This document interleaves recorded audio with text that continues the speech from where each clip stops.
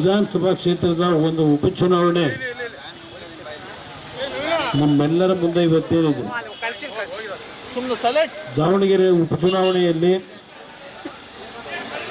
NDA ಪಕ್ಷದ ಅಭ್ಯರ್ಥಿಯಾಗಿ ಅಂದರೆ ಜನತಾದಳ ಮತ್ತು BJP ಪಕ್ಷದ ಮೈತ್ರಿ ಪಕ್ಷದ ಅಭ್ಯರ್ಥಿಯಾಗಿ ನಮ್ಮ ಶ್ರೀನಿವಾಸ್ ದಾಸ್ ಕರಿಯಪ್ಪನವರೇ ಚುನಾವಣೆಗೆ ನಿಂತಿದ್ದಾರೆ. ಅವರ ಪರವಾಗಿ ಈ ದಿನ ದಾವಣಗೆರೆಯ ಜನತೆಯನ್ನು ಒಂದು ಬಡ ಕುಟುಂಬದಲ್ಲಿ ಜನಿಸಿ ಇವತ್ತು ಶ್ರಮಜೀವಿಯಾಗಿ ಏನು ಕೆಲಸವನ್ನು ನಿರ್ವಹಣೆ ಮಾಡ್ತಾ ಇದ್ದಾರೆ, ಶ್ರೀನಿವಾಸ್ ಅವರನ್ನು ತಾವು ಆಶೀರ್ವದಿಸಬೇಕು ಅಂತಕ್ಕಂಥ ಮನವಿಯನ್ನು ಸಲ್ಲಿಸಲಿಕ್ಕೆ ಬಂದಿದ್ದೇನೆ.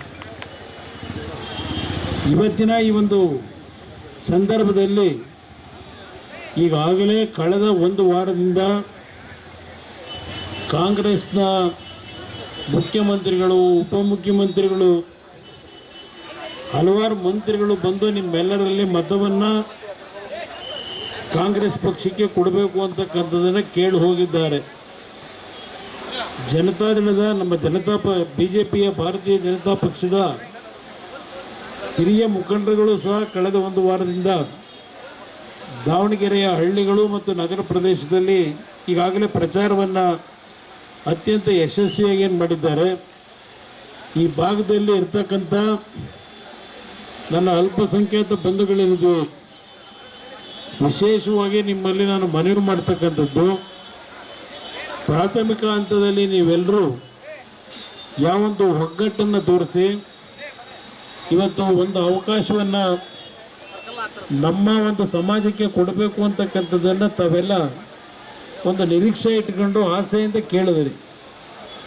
ಈಗಾಗಲೇ ಸುಮಾರು 25-30 ವರ್ಷಗಳಿಂದ ನಿರಂತರವಾಗಿ ಒಂದು ಕುಟುಂಬಕ್ಕೆ ನೀವೇನು ಸಹಾಯ ಮಾಡಿದ್ದೀರಿ, ಈಗಲೂ ಸಹ ಮತ್ತೆ ಅದೇ ಕುಟುಂಬದಲ್ಲಿ ಇವತ್ತು ಅಭ್ಯರ್ಥಿ ಮಾಡಬೇಕು ಅಂತ ಹಠ ಮಾಡಿ ಏನು ಮಾಡ್ಕೊಂಡಿದ್ದಾರೆ.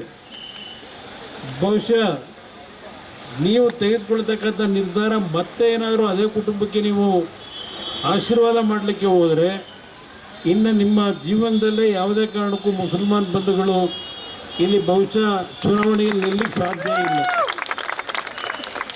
ಒಂದು ಕಡೆ ನಮ್ಮ ರಾಜ್ಯದ ಮುಖ್ಯಮಂತ್ರಿಗಳು ಹೇಳ್ತಾರೆ, ನಾನು ಅಹಿಂದ ವರ್ಗದ ಜನರನ್ನು ಕಾಪಾಡ್ತಕ್ಕಂಥವರು, ಅಹಿಂದ ವರ್ಗದ ಜನರ ಪರವಾಗಿದ್ದೇನೆ ಅಂತಾರೆ. ಇವತ್ತು ಒಂದು ಕಡೆ ಮುಸಲ್ಮಾನ್ ಅಭ್ಯರ್ಥಿಗಳು ಇಂಡಿಪೆಂಡೆಂಟಾಗಿ ನಿಂತಿದ್ದಾರೆ, ಅವರು ಯಾರಿಗೂ ಮತ ಕೊಡಬೇಡಿ, ಕಾಂಗ್ರೆಸ್ಗೆ ಕೊಡಿ ಅಂತಾರೆ. ಮತ್ತೊಂದು ಕಡೆ ಇವತ್ತೇನು NDA ಅಭ್ಯರ್ಥಿಯಾಗಿ ಶ್ರೀನಿವಾಸ್ ಅವರು ನಿಂತಿದ್ದಾರೆ, ಅವರು ಇವತ್ತು ಅತ್ಯಂತ ಹಿಂದುಳಿದ ವರ್ಗಕ್ಕೆ ಸೇರಿರ್ತಕ್ಕಂಥ, ಸಮಾಜಕ್ಕೆ ಸೇರಿರ್ತಕ್ಕಂಥ ಒಬ್ಬ ಅಭ್ಯರ್ಥಿ. ಇವತ್ತು ಯಾವ ಒಂದು ನೈತಿಕತೆಯಿಂದ ನಮ್ಮ ರಾಜ್ಯದ ಮುಖ್ಯಮಂತ್ರಿಗಳು ಇವತ್ತು ಶ್ರೀನಿವಾಸ್ ಅವರಿಗೆ ಮತ ಕೊಡಬೇಡಿ ಅಂತಕ್ಕಂಥದ್ದನ್ನು ಹೇಳ್ತಾರೆ? ಯೋಚನೆ ಮಾಡಿ. ಇವತ್ತು ವಿಶ್ವದಾದ್ಯಂತ ಸಮಸ್ಯೆಗಳನ್ನು ಎದುರಿಸ್ತಾ ಇದ್ದೇವೆ.